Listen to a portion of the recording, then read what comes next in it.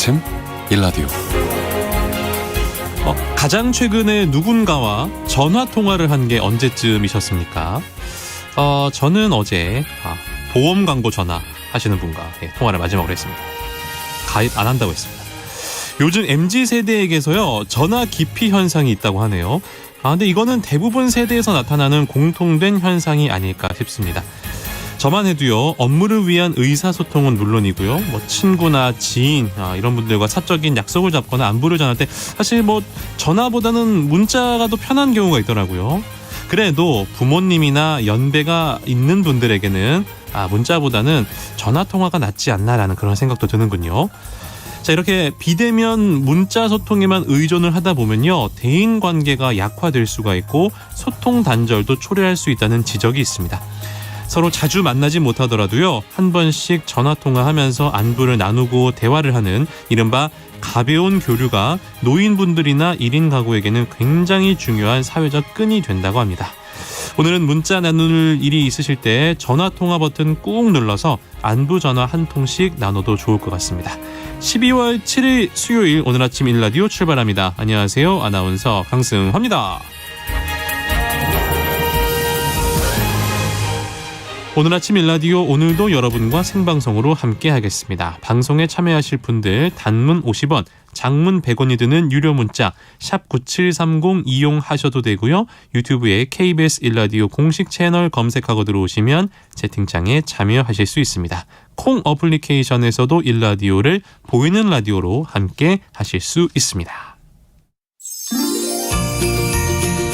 유익한 정보와 살아있는 이야기가 있습니다. KBS 오늘 아침 일라디오.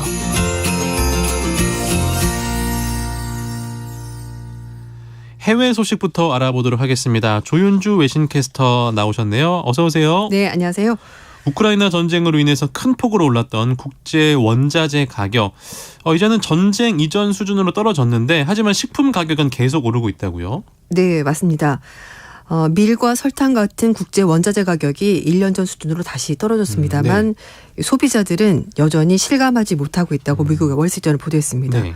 이건 우리나라도 마찬가지입니다. 그렇죠, 요즘 물가가 엄청 많이 올랐거든요. 맞아요. 신문은 이런 괴리가 발생하는 것이 주요 식료품의 향후 생산을 둘러싼 불확실성이 남아있고 이 원자재 가격뿐만 아니라 에너지, 임금 등 다른 부분에서 가격 압박이 있기 때문에 소비자들이 받아들이는 계산서에는 좀 괴리가 생긴 것 같다, 이렇게 분석을 했습니다. 네.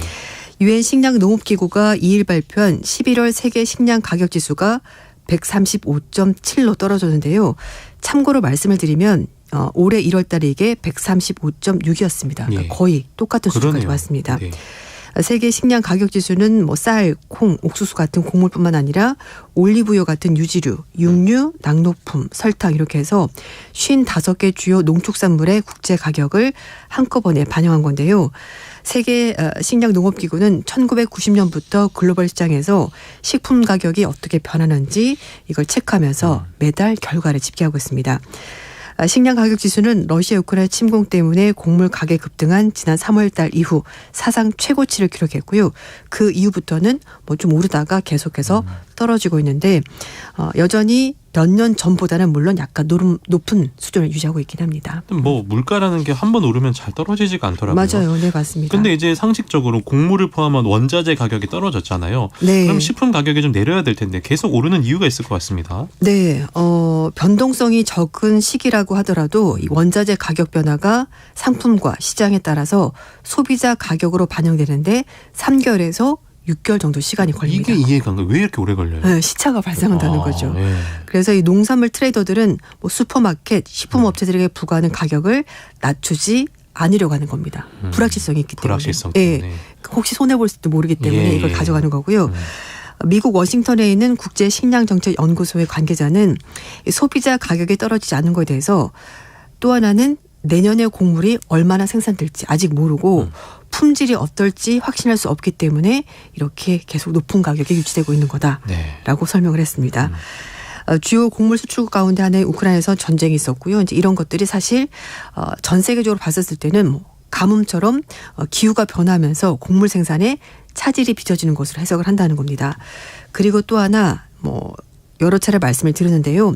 전쟁 때문에 우크라이나 농민들이 그 추수할 곡물을 거두지 못하거나 파종 시기를 놓친 경우가 있었기 때문에 네. 이런 것들도 내년 작황에 문제가 된다라는 거죠. 될 수도 있다. 네. 그리고 최근 몇 년 동안에 세계 밀 재고가 충분하지 않아서 가격 인상 요인이 됐다는 분석도 나오고 있습니다. 미국 농무부에 따르면 세계 밀 재고량이 2년 전에 2억 9천만 톤이었는데요. 지금은 2억 6,800만 톤으로 2년 전보다도 밀 재고량이 적은 편이라고 합니다. 거기에다가 말씀드린 것처럼 에너지 가격, 전력 비용도 식품 가격, 인플레이션을 부채질하고 있다고 하는데 자산 운용사의 관계자는 슈퍼마켓 선반위로 식료품 가격에 유가가 들어있는 거다. 이제 이렇게 설명을 했습니다. 에너지 가격이 비싸다는 것은 식료품 운송, 포장에 더 많은 비용이 들어간다는 뜻이고요. 또 슈퍼마켓은 슈퍼마켓대로 매장 전력 공급에 더 많은 비용이 나가게 되는 겁니다. FA 식량농업계 관계자는 나라 상황이 복잡할수록 갈등이 심할수록 물가는 더 오른다. 이렇게 설명을 했습니다. 아유, 제가 좀 오른다는 얘기 좀 그만 나왔으면 아유, 장보기가 무서워서. 그래서 요즘 예. 휘발유 가격이 좀 떨어졌던데. 아, 그러니까요. 그거 이런 말고. 것도 빨리빨리 반영이 안 되고요. 네. 유엔 식량농업기구 말씀하신 FAO. 네. 올해 세계 곡물 생산량 전망치를 하향 조정했다고요? 그렇습니다. 올해 세계 곡물 생산량 전망치를 275억 6,400만 톤으로 하향 조정했는데요. 전년 대비 2% 정도 줄었습니다. 네. 그래서 우리나라 농림축산식품부도 관계업계와 주요 곡물의 재고, 시장 동향을 점검하고 있고요. 또 국제 곡물 가격의 가격뿐만 아니라 수급 이런 거에 대해서 대응하는 조치를 지속적으로 하겠다라고 밝혔습니다. 농심식품부는 이 주요 곡물 국제 가격이 6월달 이후에 상대적으로 안정 상황을 잘 유지하고 있지만 우크라이나 사태가 끝난 것도 아니고 또 주요 수출국의 기상 상황 등에 따라서 등락을 반복하고 있다 설명했습니다. 앞으로도 전반적으로 보합 상황이 잘 유지될 것으로 보이긴 합니다만 이 파종 단기 남미 지역의 기상 상황, 또 전쟁, 중국의 수요 변화 이런 여러 가지 요인들이 가격 변화에 영향을 줄 것 같다라고 예상했습니다. 네. 한편 유엔 식량농업기구가 북한을 외부에서 식량 지원이 필요한 국가로 재지정했군요. 그렇습니다. FAO가 최근에 발표한 식량 상황 분기 보고서에서 북한을 전반적으로 식량에 대한 접근이 부족한 국가로 분류하고요. 외부 식량 지원이 필요한 국가로 재지정했습니다. 네. FAO는 보고서에서 북한 주민 대다수가 낮은 수준의 식량 섭취로 고통을 받고 있고 다양한 식품군을 골고루 섭취하지 못하고 있다고 설명했습니다. 그러면서 북한의 올해 농업 생산량이 평균 이하를 밑돌 것으로 예상이 되기 때문에 북한의 식량 안보 상황은 앞으로도 계속 취약할 것 같다고 전망했습니다. FAO가 해당 조사를 시작한 2007년 이후 지금까지 북한은 외부 식량을 지원받아야 되는 나라로 계속 지정이 됐었는데요. 네. 이번에 지정한 외부 식량 지원이 필요한 국가 목록에는 북한 외에도 아프리카 33개 국가, 아시아 9개 국가, 라틴 아메리카, 카리브 국가 2개 포함해서 총 45개 국가가 포함이 됐습니다. 한편 유엔 기구가 기획한 북한의 장애아동 지원 프로그램은 코로나19 사태로 중단되면서 예산을 절반도 쓰지 못한 채 종료된 것으로 그렇게 전해졌습니다. 그렇군요. 안타까운 소식입니다. 네. 자, 그런가 하면 철광석을 운반하던 벌크 선박들 최근 곡물을 운송하는 화물선으로 변경하는 작업을 진행하고 있다고요? 네, 그렇습니다. 이 벌크 선박들이 곡물을 아시아로 운송하는 화물선으로 변경하는 작업을 진행하고 있다고 하는데요. 네. 철광석용 벌크 선박들이 곡물 운송용 화물선으로 변경된 이유는 중국의 주택시장이 침체되면서 운임이 전년 대비 50%나 하락했기 때문입니다. 네. 그래서 여기에다 우크라이나 전쟁 때문에 이 곡물 시장이 굉장히 변동성이 커지고 전 세계 곡물 시장의 40%를 점유하고 있는 카길 같은 그런 무역회사들이 지금 그래서 엄청난 이익을 올리고 있다고 합니다. 그렇군요. 네, 그동안에 대형 철광석 운반선, 벌크선들은 곡물 운반 화물선으로 사용하기 위해서는 시간이 많이 걸리는 청소 과정이 있었기 때문에 이걸 좀 기피했었는데요. 높아진 곡물 운송 비용에 화물 수요가 늘어나면서 철광석 운반 벌크선들이 세척 작업을 하더라도 운반하면 이득이군요. 돈이 남기 때문에 이걸 바꾼다는 거죠. 네. 이 업계 관계자에 따르면 이 청소하는 프로세스에 7,000달러, 우리 돈으로 900만 원에서 많게는 1,000만 원 넘게 비용이 들어가게 되는데요. 네. 기간도 며칠 소요가 된다고 합니다. 이 곡물 운송용 화물선으로 선택된 선박은 10만 톤 규모의 가장 작은 케이프 사이즈 선박이 되는데요. 네. 이 사이즈의 크기는 일반적으로 곡물 운반용 선박인 파라믹스 벌크선보다 6만 톤 정도 크다고 하고 청소 비용이 높은데도 불구하고 높아진 운임 그리고 큰 화물창으로 선주들은 선박을 계속해서 전환하기도 합니다. 이 카길 같은 회사는 곡물과 기타 선적의 이 베이비 케이프를 일상적으로 사용할 계획이고요. 앞으로 더 많은 선박을 이렇게 바꿔서 사용을 한다고 합니다. 그렇군요. 네. 미국 중앙은행이죠. 연준 물가를 잡기 위해서 계속 금리를 올리고 있잖아요. 네. 그런데 이러한 고금리 때문에 미국 농작물 생산이 감소할 수도 있다라는 전망이 있군요. 그렇습니다. 금리 인상 때문에 평소에도 대출 의존도가 높은 미국 농민들의 부담이 커져서 농작물 생산이 감소하고 식량 부족 현상까지 일어날 수 있다는 우려가 나왔습니다. 로이터 통신은 미국 농민들의 이자 부담이 크게 늘었다고 전했는데요. 오하이오주에서 옥수수, 콩 농사를 한 농부는 5월 달에 연 3.3%의 변동금리로 7만 달러, 우리 돈으로 한 7,400만 원 정도 네. 대출을 받았는데 5월이면 6개월 전이죠. 네. 근데 연준에서 기준금리 계속 올리면서 네. 이 이자율이 지금은 7.35%. 6개월 만에 2배 이상 올랐잖아요. 네. 예. 그러니까 감당하기가 너무 감당이 안 되죠. 힘들어지게 된 겁니다. 네. 미 농무부 자료에 따르면 농업 부분의 대출 이자 등 총 차입 비용이 올해 264억 5천만 달러까지 올라가면서 작년보다 30% 넘게 늘었다고 합니다. 이런 증가율은 물가 상승률을 고려한다고 하더라도 1990년 이후에 최고치라고 합니다. 그러니까 지금 금리가 단기간에 급격히 올라서 대출 네. 부담이 상당히 큰 상황이잖아요. 네, 그렇죠. 미국의 인구조사국에 따르면 올해 농업 부분의 총 차입 비용은 소매 유통, 의약품 분야 등 다른 업종에 비해서 2배나 더 많다고 합니다. 네. 이건 뭐 거의 전 세계 대부분 마찬가지일 것 같은데요. 농민들은 일단 좀 미리 돈을 빌려서 농사를 짓는 경우가 그렇죠. 많잖아요. 네. 미국 농민 대다수도 이 가을 추수 전과 봄 파종 전에 변동금리로 단기간 대출을 받아서 이 돈으로 종자도 사고 비료도 사고 농기구도 구매를 한다고 합니다. 이 농작물을 수확하고 나서 이걸 판 대금으로 대출금을 갚는 과정을 그런 식으로 하죠. 매년 예. 반복하게 되는데요. 말씀드린 것처럼 이 고물가를 잡기 위해서 연준이 기준금리를 대폭 올리면서 이야. 대출금리가 단기간에 2배 넘게 올라가면서 농민들의 이 비용이 너무 커지면서 어려움이 커지게 된 거죠. 이 원리금 부담이 커지면서 유동성 압박에 처한 농민들은 내년 봄 파종 시기에 더 적은 작물을 심거나 비료 사용량을 줄일 수밖에 없습니다. 이렇게 되면은 결국은 농작물 수확량이 감소하게 되고 농산물 가격은 오를 수밖에 없을 것 같습니다. 여기에다가 이 광범위한 인플레이션 때문에 비료, 연료 가격, 농지 임차료 모든 비용이 올랐고요. 여기에다가 대출 원금 규모도 이제 늘어나면서 이중 부담을 안게 된 겁니다. 네. 캔사스시티 연방준비은행 자료에 따르면 농장 하나를 운영하는 데 필요한 은행 대출 평균 금액이 50년 만에 가장 많이 늘었다고 합니다. 네. 농기구 업체들은 농기구를 할부로 사는 농민들에게 제공하는 대출 금리도 6개월 만에 2배 이상 올랐다고 하니까요.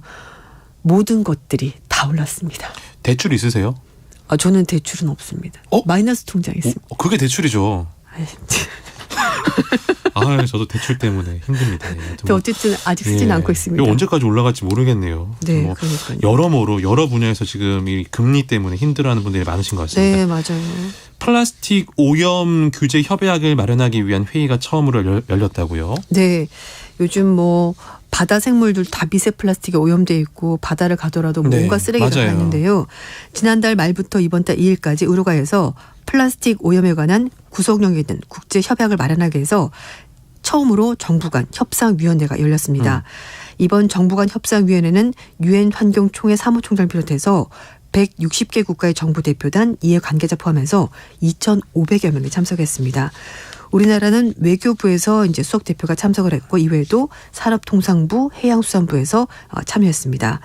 우리 대표단은 플라스틱 생산부터 폐기물 관리까지 전 주기에 거쳐서 플라스틱 오염에 포괄적으로 대응하기 위해서 유엔 환경총회 결의에 따라서 순환 경제 경제를 달성할 수 있도록 이번 협약이 잘 조율되길 바란다라고 입장을 밝혔습니다. 네. 나아가서 제5차 정부 간 협상위원회 회의는 2024년 하반기 우리나라에서 열렸으면 좋겠다는 의사까지 같이 밝혔습니다.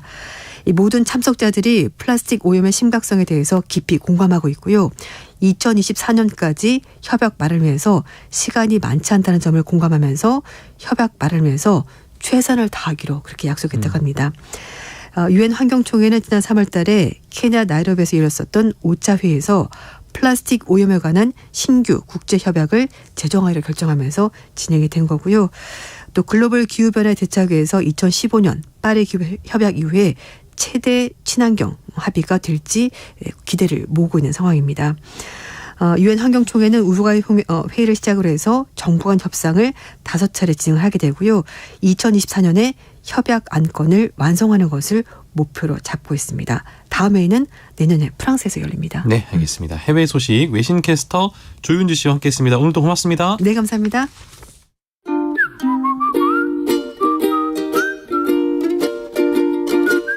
오늘 아침 일라디오 강승화 아나운서의 진행으로 듣고 계십니다.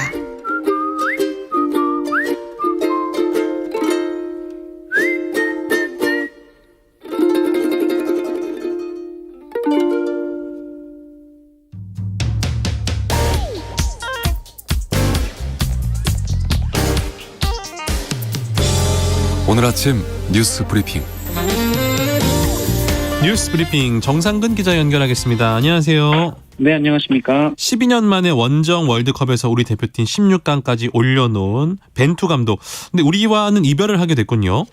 네, 이 빌드업 축구를 한국 축구에 이식하며 이 사상 두 번째 원정 월드컵 16강이라는 역사를 쓴 이 파울로 벤투 대표팀 감독이 4년 4개월 만에 국가대표팀 지휘봉을 내려놓습니다. 벤투 감독은 경기 후 가진 기자회견에서 한국 대표팀 감독직 재계약을 안 하기로 했다라고 밝혔는데요. 네. 벤투 감독은 선수들과 대한축구협회 회장에게 결정을 이미 말했다라고 얘기를 했고 결정은 이미 지난 9월에 이루어졌다라고 전했습니다. 벤투 감독은 이 최장수 한국 축구 국가대표팀 감독으로 코스타리카와의 데뷔전부터 침착한 패스로 경기를 주도해 나가는 일명 빌드업 축구를 구사했는데요. 지난해 3월 한일전과 올해 동아시안컵 한일전에서 잇따라 3대0 참패를 당할 때는 이 빌드업 축구 회의론이 일기도 했지만 이 뚝심 있게 철학을 고수해 나갔고 이 단단한 팀을 만들어냈습니다. 그렇군요. 실내 마스크 해제에 대한 이야기가 좀 나오고 있는 것 같아요. 네, 대전시가 지난주 이 중앙재난안전대책본부에 공문을 보내서 시장의 권한으로 12월 15일 0시부터 이 실내 마스크 착용 의무를 해제하겠다 이렇게 통보한 것으로 알려졌습니다. 이장호 대전시장은 내년 1월 1일부터 마스크를 해제하겠다라고 말한 바 있었는데요. 그보다 보름 이상 빠른 시점을 정했습니다. 다만 이에 대해 대전시 측은 이 시행 날짜를 못 박았다라기보다는 이 방역 당국의 결단을 촉구하는 의미였다라고 설명했는데요. 네. 현재 중대본과 협의 중이라면서 이 자체 해제보다는 그 협의 가능성에 무게를 실었습니다. 그런데 어제는 이 한덕수 국무총리도 조기 해제 가능성을 언급을 했습니다. 한덕수 총리는 실내 마스크 해제를 이 겨울이 지나가는 3월쯤으로 보는 전문가가 많았던 것 같은데 지표가 진전되면 조금 더 일찍 할 수도 있다라고 말했는데요. 다만 방역조치 해제 권한은 중대본의 지휘를 강조했습니다. 한편 어제 코로나19 신규 확진자 수는 77,604명이었습니다. 83일 만에 가장 많은 확진자 수였는데요. 위중증 환자는 443명이었고요. 사망자는 24명이었습니다. 네. 어제 민주노총이 화물연대 총파업에 지지를 표명하는 대규모 집회를 열었다고요?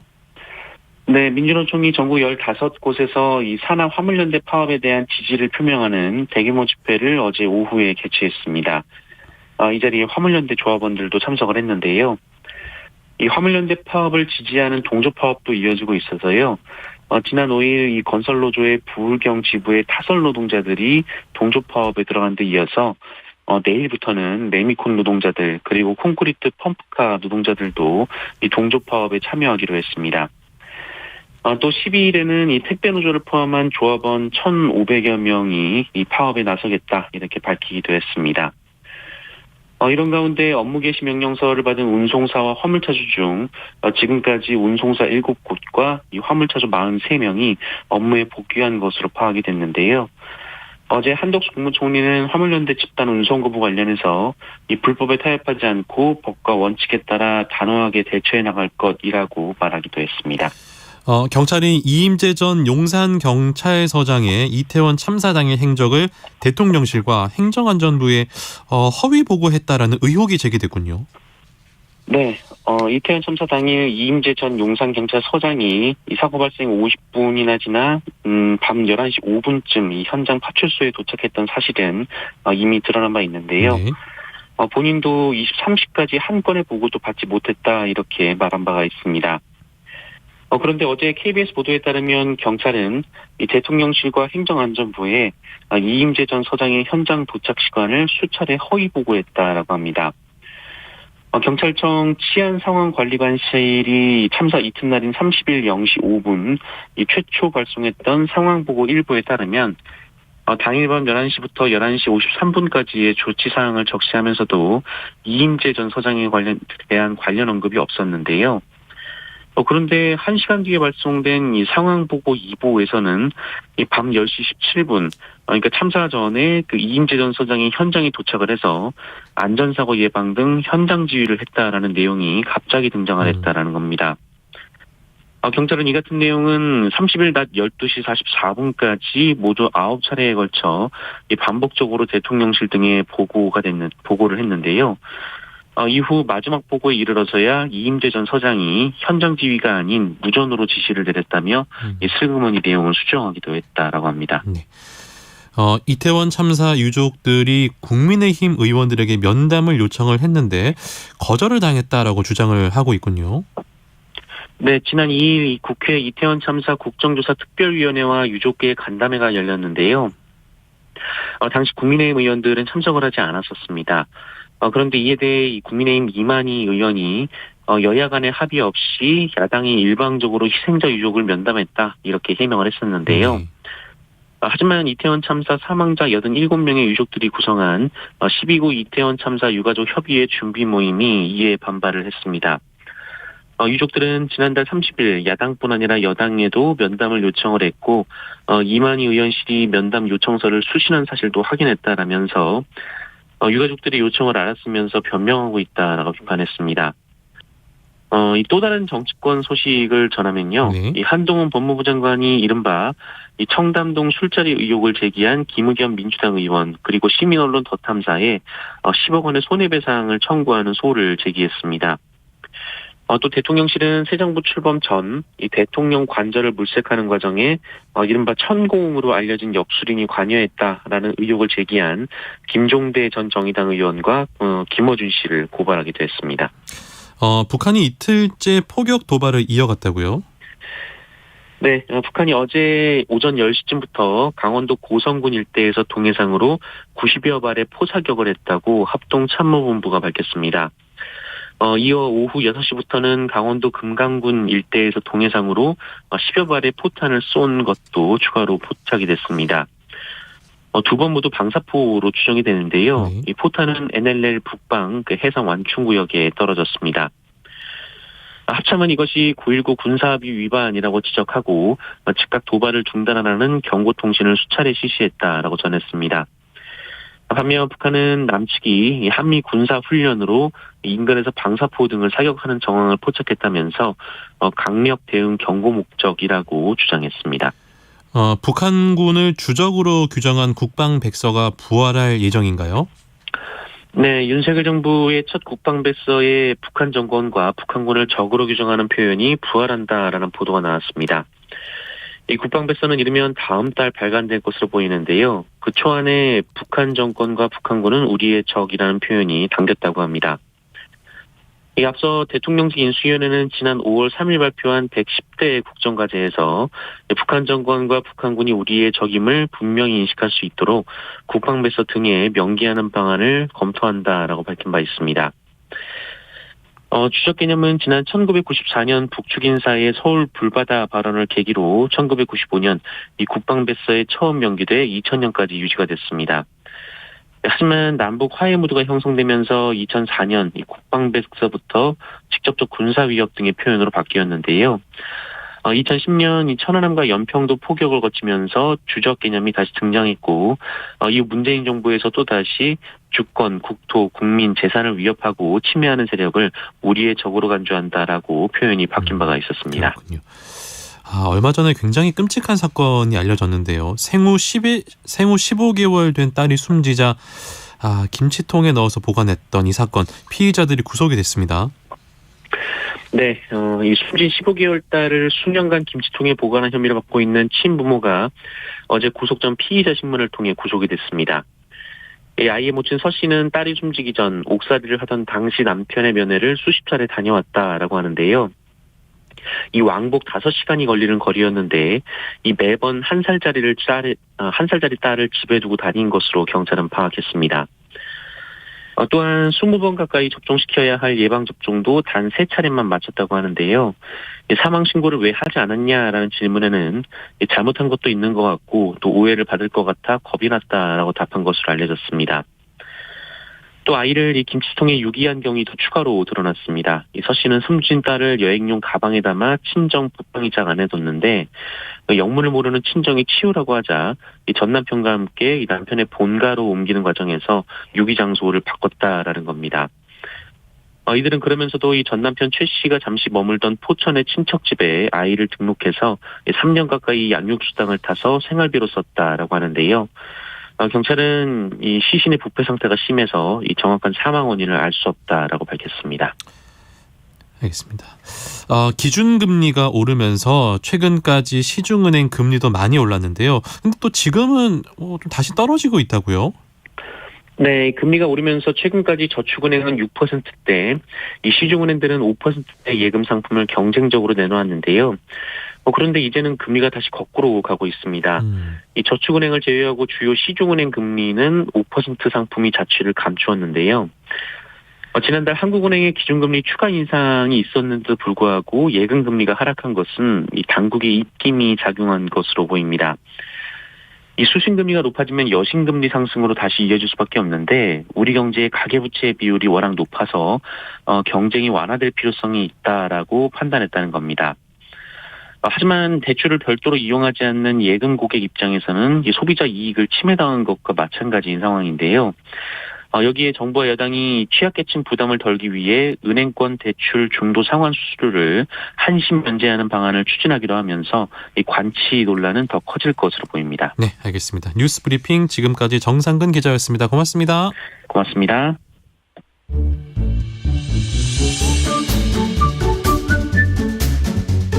아침을 여는 기분 좋은 습관. KBS 오늘 아침 1라디오.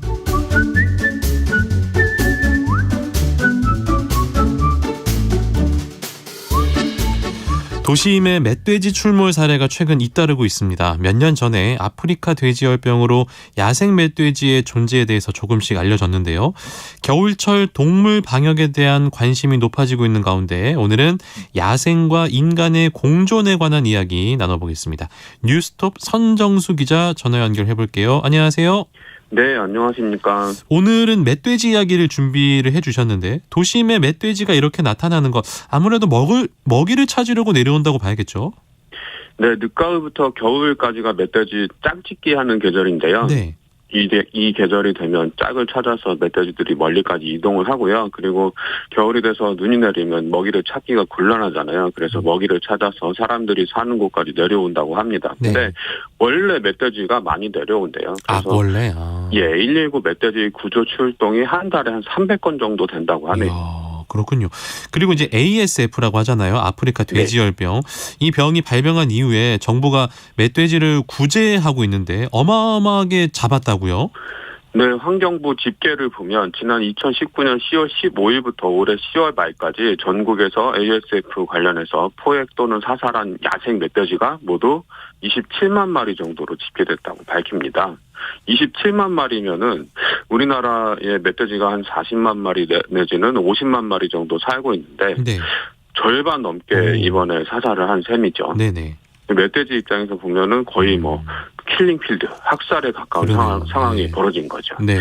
그래서 이제 야생동물 연구자들 얘기를 들어보면 멧돼지가 굉장히 많아서 그 관찰용 카메라에 수시로 잡혔었는데 요즘에는 한 달에 한두 건 정도 찍힐까 말까 뭐 그런 정도로 많이 사라졌다고 합니다. 멧돼지들에게 좀 미안하기도 하고 좀 안타깝기도 한데, 근데 이렇게까지 많이 멧돼지를 잡은 이유가 있습니까? 이 ASF가 돼지 흑사병으로 불릴 정도로 돼지들한테는 치명적인 질병이라고 합니다. 그래서 그 심급성형, 굉장히 빨리 증상이 나타나는 이 심급성형 ASF는 고병원성 바이러스에 감염이 돼서 나타나는데요.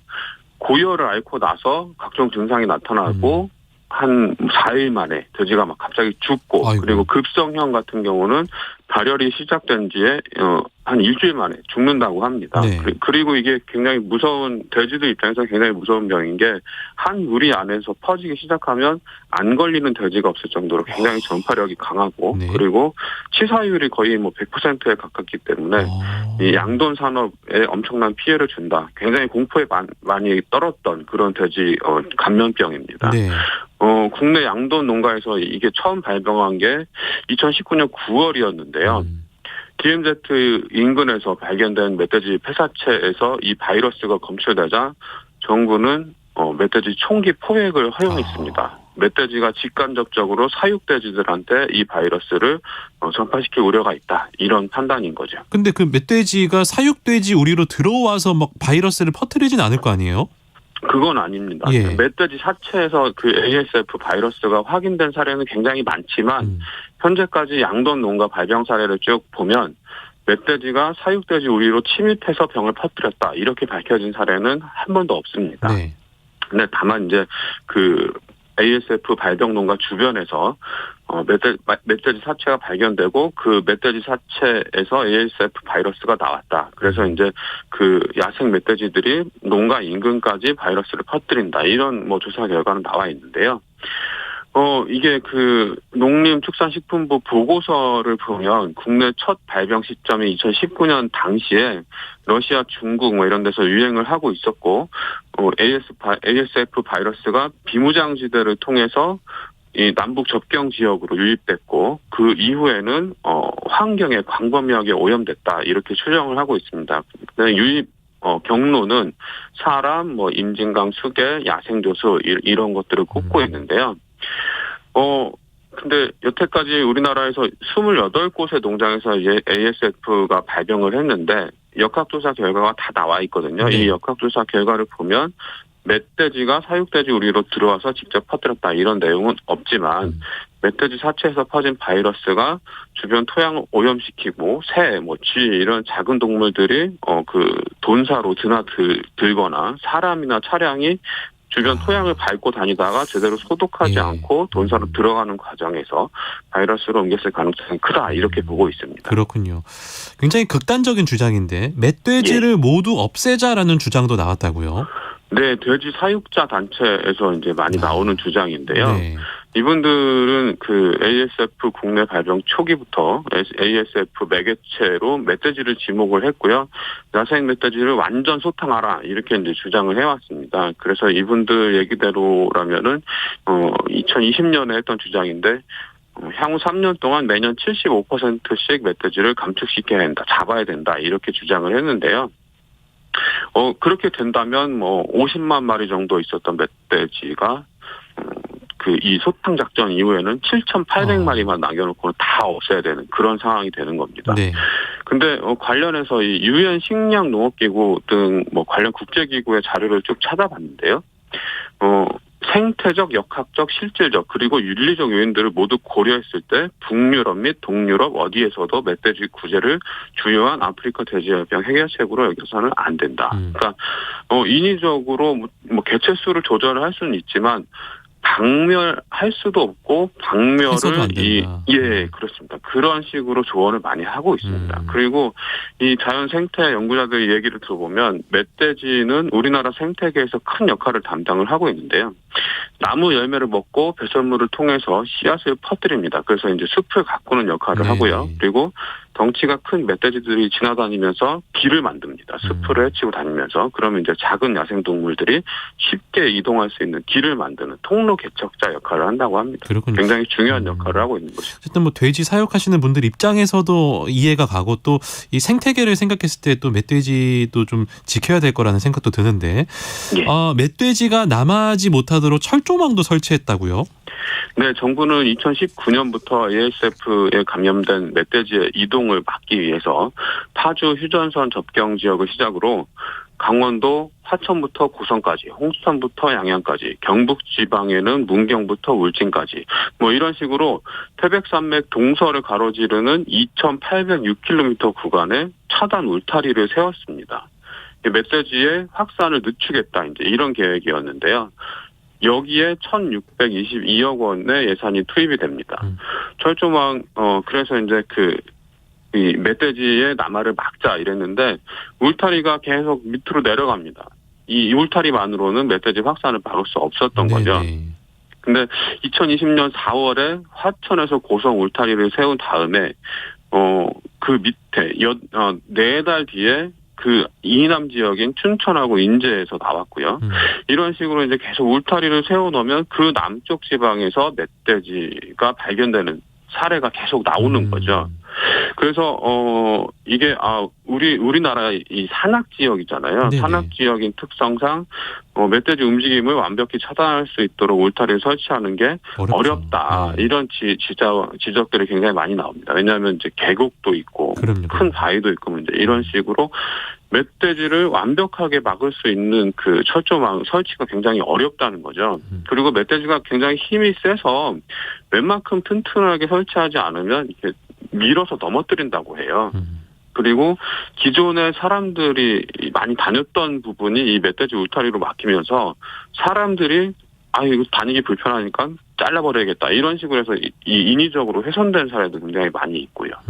그래서 이 5차 광역 울타리 설치가 된 이후로는 추가적으로 울타리 설치는 중단이 된 상태인데요. 근데 지금 굉장히 2,800km 되는 이 울타리들이 기능은 원래 이제 그 ASF 확산을 지연시킨다는 원래 기능은 이제 거의 상실했다, 달성했다 이렇게 보고 있는데, 네. 근데 문제는 이 울타리가 다른 야생동물의 이동도 막는다. 그렇죠. 그래서 생태계를 교란한다. 이런 지적들이 나오고 있는 상태입니다. 근데 또 뭐 그 치우자니 또 막대한 비용도 발생할 수 있겠네요. 그렇죠. 그게 이제 다 돈이죠. 어마어마한 비용이 드는 거죠. 그렇군요. 예. 어찌됐건 이렇게 감염 경로를 살펴보면 뭐 이렇게 울타리보다는 개별 양돈 농가에서 더 철저히 관리를 해야 되지 않나라는 생각도 드네요. 그렇습니다. 근데 정부는 이번 그 ASF 멧돼지 대응책을 보면 그 울타리를 설치해서 이동 속도를 늦추고 그 울타리 안에 있는 멧돼지를 다 소탕한다. 이제 이러한 계획을 갖고 있었던 건데요. 네. 이게 제대로 진행이 잘 안 됐던 거죠. 그러니까 멧돼지가 그 울타리 안에서만 갇혀 있어야 되는데 계속 남쪽으로 내려간 거잖아요. 근데 네. 이게 이런 그 식으로 소탕 작전을 펼친 건 초기에 그 축산 농가들이 굉장한 공포심을 갖고 있었어요. 이 ASF에 대해서. 그래서 한번 뚫리면 우리나라 이 양돈 업계는 완전 무너진다 이런 공포가 있었는데, 근데 지금 2019년부터 시작해서 3년 정도 됐지 않습니까? 네. 근데 이게 생각보다 그렇게 심각하지는 않다 이런 얘기들이 좀 나오고 있고요. 그리고 이 앞서 이제 구제역 사태 굉장히 심각하게 겪었었잖아요. 맞아요. 우리나라가. 예. 그 구제역 사태를 겪으면서 축산 농가들의 개별 방역 수준이 굉장히 많이 올라갔다고 합니다. 그래서 그 차단 방역이라고 하죠. 외부의 오염원이 들어오지 못하도록 방역 시설을 설치하고 개별 농가들이 철저히 이제 소독하고 이런 노력을 하는 이 차단 방역 노력이 꼼꼼하게 차단 방역망이 꼼꼼히 잘 구축되고 농가들이 신경 써서 소독하는 이런 곳들은 지금 3년 동안 농가 28곳에서 이 ASF가 발병한 것만 봐도 여태까지 기울였던 그 방역 노력이 먹혀 들어가는 게 아니냐 이런 식으로 굉장히 많이 좀 좋은 평가를 하고 있는데요. 근데 이 멧돼지를 다 없애버려야 되냐 이런 차원으로 좀 생각을 해본다면 네. 물론 멧돼지를 야생에서 많이 구제를 하면 서식 밀도가 낮아지면서 농가 인근으로 내려오는 네네. 확률을 줄일 수 있다. 이런 얘기는 좀 일리가 있지만 네. 근데 결국에 그 농가 인근부터 그 농가 안으로 네. 그 돼지 사육장 안으로 바이러스를 끌어들이는 것은 결국에는 알겠습니다. 사람이다. 이렇게 네. 봤을 때는 개별 알겠습니다. 농가들이 예. 예, 알겠습니다. 지금 시간 때문에 지금 여기서 말씀을 좀 줄여야겠습니다. 선정수 기자와 함께 했습니다. 고맙습니다. 네, 고맙습니다. 네, 야생동물과 인간이 좀 공존하는 그런 고민도 우리가 해봐야 될 거라는 그런 생각이 드는군요. 여기서 인사드리겠습니다. 아나운서 강승화였습니다. 고맙습니다.